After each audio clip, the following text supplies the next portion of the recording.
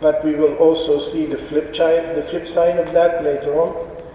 And of course, everything digital is cool, so it gives the consumer the opportunity to gain some standing and to have some recognition for being geeky and cool. So all these things are kind of what we think is value for the consumer. We see that the rise of the Internet of Things, digital commerce, are actually very much related to what is called the data economy and the phenomenon of big data analytics. And I think this is also where we need to point out some of the risks for the consumers. We believe that, and before I start with the elements of trust in the digital economy, I would like to make the point that for us, the consumer needs to be at the center of the data economy. That means that the data that you companies have about consumers is consumer data, and specifically when it is personal data. Consumers should get a fair share of the value from that data that companies are collecting about them. We believe that companies today are not transparent about the data that they collect and what the consumer gets in return. We believe that consumers need to be able to make a choice. Of course, many consumers are willingly giving up some privacy in exchange for a useful product, for good features in a product. But not all consumers are alike, and consumers need to be able to make a choice. They need to be able to say yes or no to the collection of personal data to obtain a certain amount of convenience from a connected product. And thirdly, we should not forget that consumers may change. So if they've made a choice, they also need to have control. They must be able to change their mind and to reduce the level of personal data collection that is going on. So choice and empowerment of the computer for us, empowerment of the consumer are very important for us. Trust, in our view, consists of 5, and maybe there are more, but there are 5 main elements. Security. The Internet of Things is wildly insecure. That's what I heard a senior executive from DG Connect say a couple of months ago. Wildly insecure. And just read some of the blogs and the sites that talk about security on the Internet. It's every day there is something else. There are manufacturers of toys, cameras, cars. They're all bringing insecure products to the market. And this is not good for trust. Privacy, well, we'll have the new GDPR and the new e-privacy regulation coming on soon. But as I said, it needs to be more than compliance with the law. What we really need is transparency from the manufacturers and the offering of choice and control to the consumer. Durability.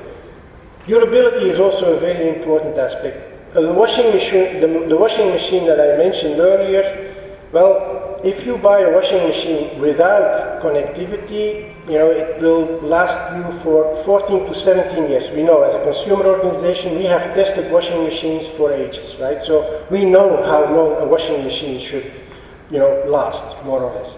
14 to 17 years.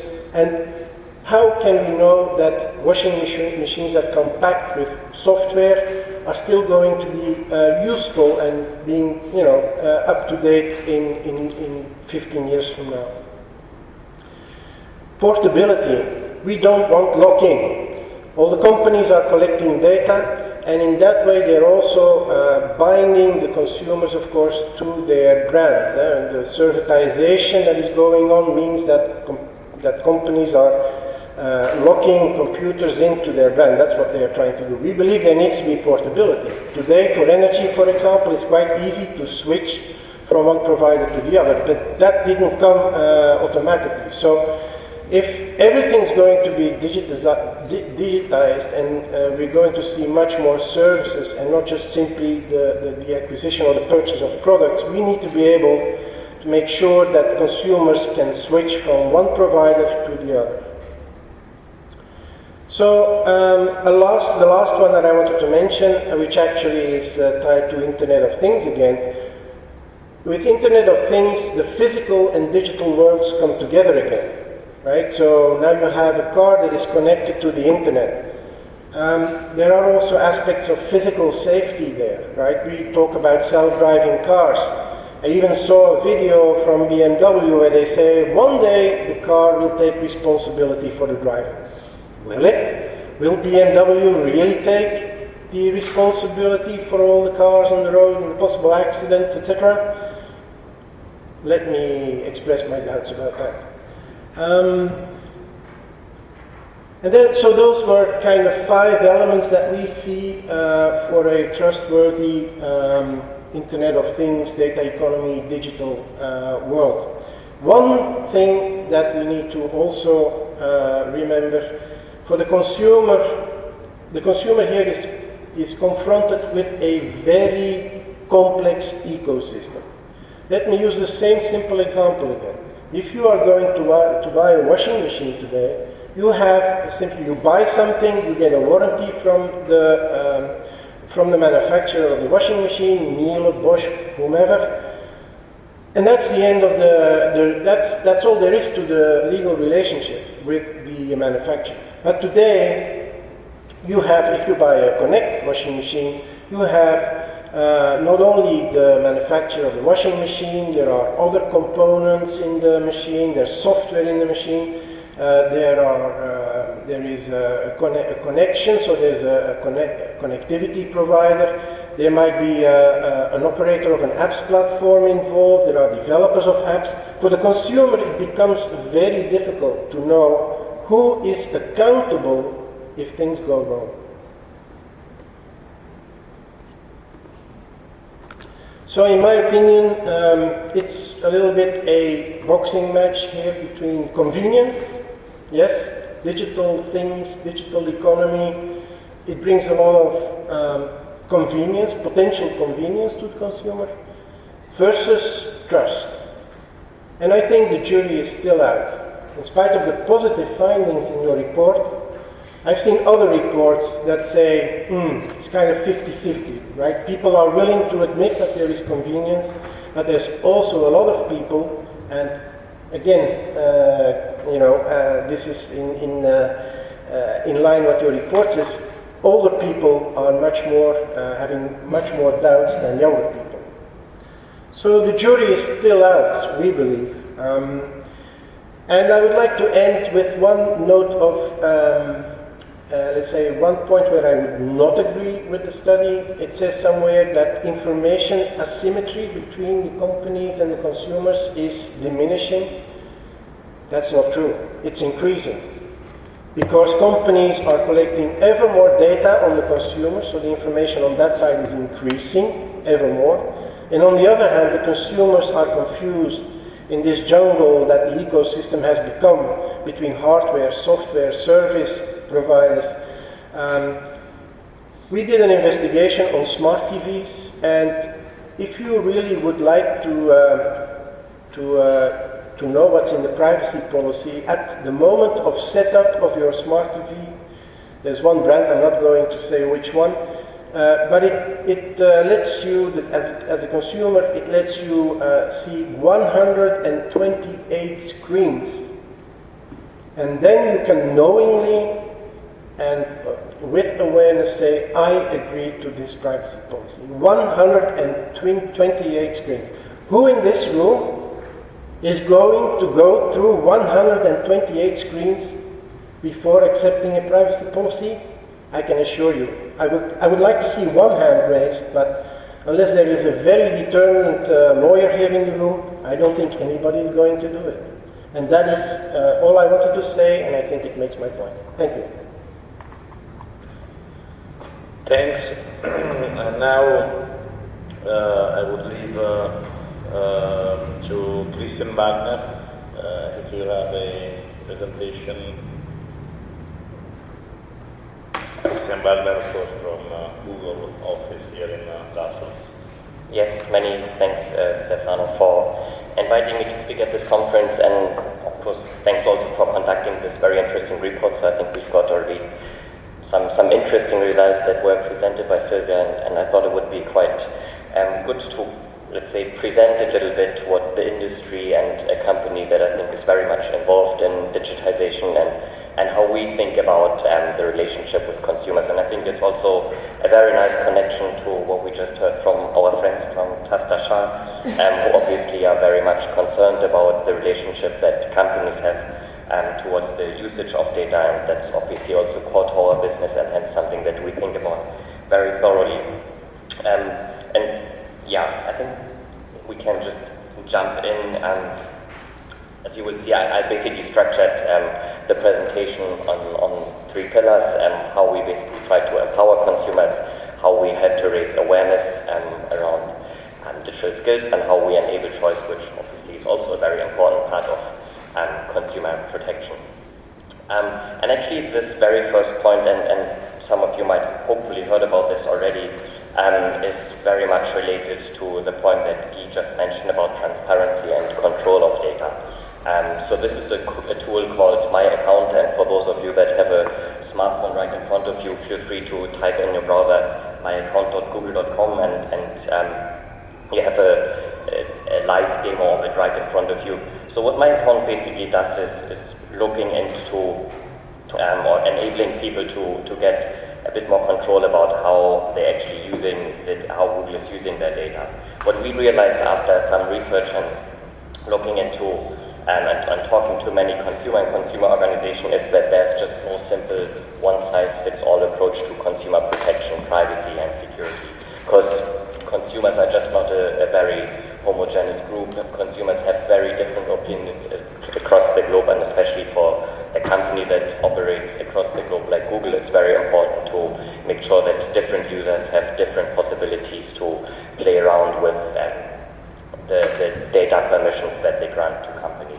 And of course, all of you, I guess, can also be changing your opinion about the different permissions that you would like a company like Google to give. So if you have the chance, and I see some of you are doing it already, you will see that basically it allows you to go on that microsite and change the different settings to allow us to use and process certain information, for example, geolocational data, in certain settings, in certain situations, but not in others. And so this is basically our part of our response to those concerns that we have heard and which are certainly valuable. And I think we've launched this product now less than 2 years ago, and we were actually surprised ourselves by the success of it. We have had more than 1.5 billion unique visitors to this website, so it's quite a lot of people and Google users who've actually accessing this, playing around with this, and so this seems to be a model that works for people coming from different backgrounds and different cultural backgrounds particularly.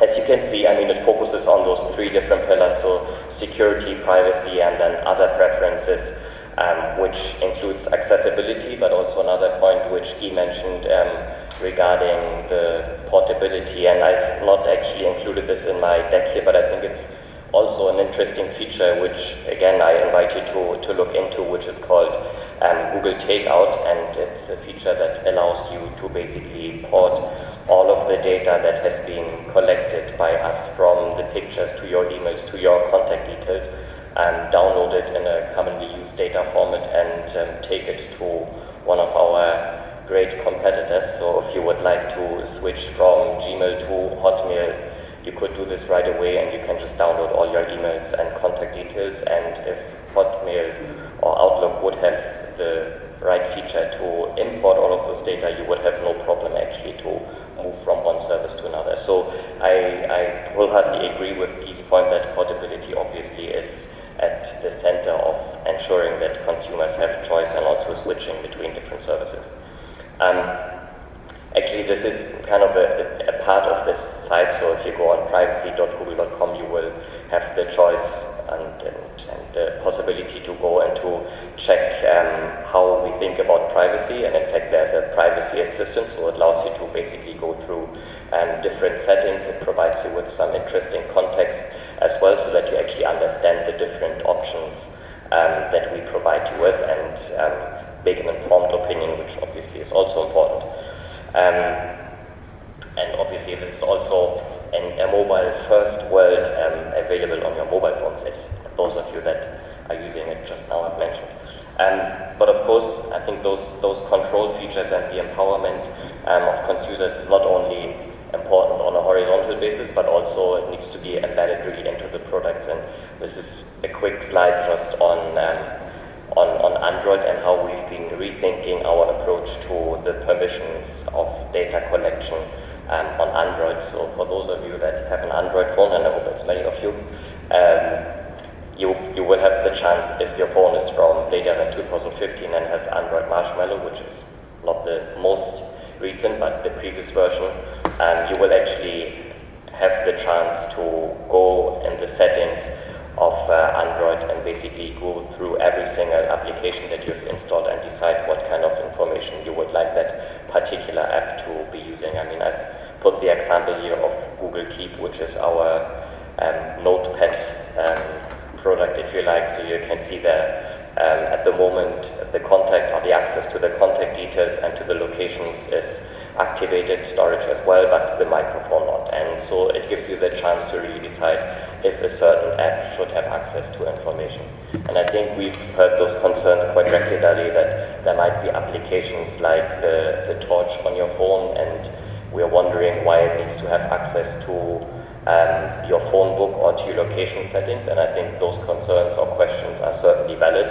And with a feature like this, we think it gives you the right tools at hand to actually say, like, yeah, this is right, like my torch on the phone doesn't need to have access to my location, and you can deactivate it upon installation or at a later stage. Yeah. And then I wanted to talk a little bit about awareness-raising campaigns, because we also believe that this is something that is very important, and we've seen a little bit the digital divide, and because it appears in the report, I mean, certainly between the different countries and how digitized they are, but Guy also mentioned the divide between the generations of younger and older generations, and that certainly is something that is also relevant for us. And so we've been starting different campaigns in different countries, one of them actually with the Test and launched it very recently, and those campaigns are there to talk about online safety and gives people at hand how to protect themselves better when they're going online. I mean, if we look at the statistics, I think there's still a huge gap in people's happiness and confidence and trust in being online. And I think our experience is that trust online comes with good experiences and with knowledge, and so we basically try to address those components with those different campaigns. I mean, we localize them because we realize that in different countries there are different priorities and different starting points in terms of engagement with digital, and so you will find different responses in different countries.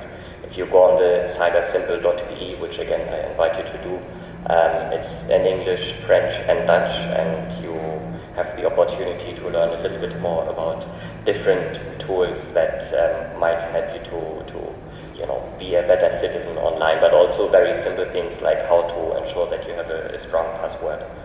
I mean, just to give you one data point, because oftentimes those campaigns are done without any reflection if it has an impact, and we were actually quite surprised about the impact ourselves. The Alto Consumo campaign, which we launched a bit more than a year ago, actually in the very first 2 weeks we had 23 million unique people reach online and offline, because the campaign in Italy, because it's not as digitized as we would hope it to be one day, we realized that we have to work a lot also offline. So we did a roadshow driving with trucks around the country, but also had like online banners on bus stations, etc. And we reached 23 million people in just the first 2 weeks. Yeah, we can probably discuss a little bit more about those campaigns if there's time later on, but yeah, I think it's an approach that works in partnership with consumer associations very well. And then lastly, I wanted to discuss a little bit, present our thinking about choice, because choice obviously is also a very important point to consumer protection. And in fact, I think it's mentioned in the report as well that consumer choice maximizes market efficiency. And as Google, openness, interoperability, transparency has always been one of the core values to our organization and to the way we design and think about our products. And if you think about platforms like Android and Google Play, who have those openness and interoperability at the core, you will see that this actually results in greater consumer benefits. I mean, if you think about your phone that some of you might have, which might be an Android phone, there are more than 1,300 different Android brands that compete to ensure having the best available Android running device available. There are in total more than 24,000 different Android devices on the market available. And if you think back or if you think to a situation where Android devices would not exist, you would probably be stuck with only a few other competitors, and those competitors would probably not compete at the same level. And when I say at the same level, I'm thinking about the price differentiation that Android has enabled to. I mean, in Europe, the cheapest Android device that you found on the market is a little bit more than 50 euros, and so it really enables the whole society to get online and to reap the benefits of digitization, which wouldn't be possible otherwise. And if you look outside of Europe, I think it's really fascinating to look into continents like India or Africa, where people actually have never seen a desktop computer, but they're like a purely mobile-only society, and for them having access to cheap devices really makes a huge difference, and it's something that we feel quite strongly about. And I think the similar is you see on Google Play. I mean, we've got much more than 1 million different applications in the Google Play Store that compete with each other and allow for great innovation, which eventually allow the consumer to make the most of the digital environment. And using apps like Uber and their competitors is certainly something that wouldn't be possible without open and transparent platforms. So I stop here. Thank you. Thanks, Christian. Now, as I said before, actually, Silvia showed before in the presentation, we had a focus on energy, one of the two focuses, and I asked Konstantinos Stamatis to give us the feeling of what the European Commission is doing on the issues related to digital energy and the relationship between companies and consumers in the European market. So, good evening to everyone. My name is Kostas Stamatis, I come from DG Energy Unit B3 Retail Markets, focusing also myself on smart grids and smart metering issues. Thank you first of all for the invitation to this report. I think it contains some very useful information, data, but also arguments, I would say, on the way forward and the status quo on the digitalization, also on what concerns the energy sector. I think from our side, we also can agree with one of your statements in the report that definitely data ICT is one of the key, let's say, game players also in the energy sector, and that we see that will enable, let's say, new services, will change probably the whole value chain, as you said in the report, from the consumer up, let's say, to the generation. So I would briefly, let's say, present you from our point of view, what are the changes that we are witnessing currently in the energy sector and what we expect to come in the coming years, and also briefly present you the relevant, let's say, topics, to the today discussion that we have included in the winter package, the clean energy for all European package that was presented, proposed from the Commission last November, and is now currently under discussion with the Council and the European Parliament. Regarding what are, let's say, the changes that we are witnessing in the energy sectors, I guess that all of you are aware, either from your, let's say, position and your work, employment, or either through the eyes of the consumer. So what we see from our side is that we are witnessing profound changes at the supply side, but also the demand side of the energy system.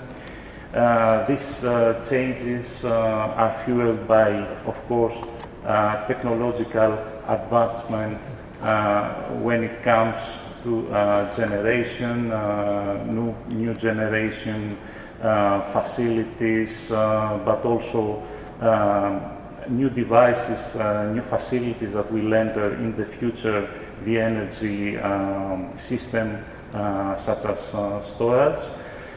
Of course, from the integration of ICT and data in the energy system, and all this in the context of our, let's say, ambitious targets for 2030 and beyond, our targets for decarbonization that I guess you all are familiar with.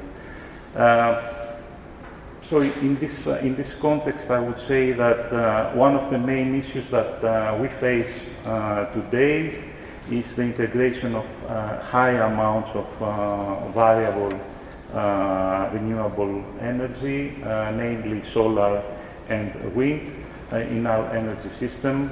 Just to give you a magnitude of this impact, the percentage of the variable renewable in our electricity generation is expected to reach 29% of total generation in 2030 from 12% that it is today. And we're talking only about solar and wind, which is, of course, intermittent generation, and you can imagine what are the issues that utilities, system operators have to address in order to integrate this kind of generation in the energy system. Another important characteristic that we see in the energy transition is that most of these changes are taking place in the demand side, in the distribution networks, if you wish, and of course we expect at least that consumers will need to have and will have the opportunity also to have a more active role in the future, of course, with the assistance of the technology and digitalization, from the more passive, let's say, role that they have today. What you already mentioned in your report from, let's say, more from the side of transport is also, of course, an issue for the energy system from another point of view. New loads, electric vehicles. You imagine if the estimation of the growth of the penetration of electric vehicles will be realized, you imagine what will be the impact of these loads in the energy system. And one of the main challenges will be how to integrate efficiently these new loads in our energy system, because from one hand, of course, they will create new constraints, but they can give the opportunity for a flexible load, also to provide some systems back to the system, some services back to the system, and create value for the consumer and the energy system as a whole. So these, I would say, are the problems that, and in this context, our thinking was based in the context of the new electricity market design. How, let's say, to allow more flexibility in our system, and especially flexibility that comes from the demand side. Of course, one of the objectives, let's say, and this development links to the ability of the consumer to participate in the energy market, and new technologies and ICT and Internet of Things will definitely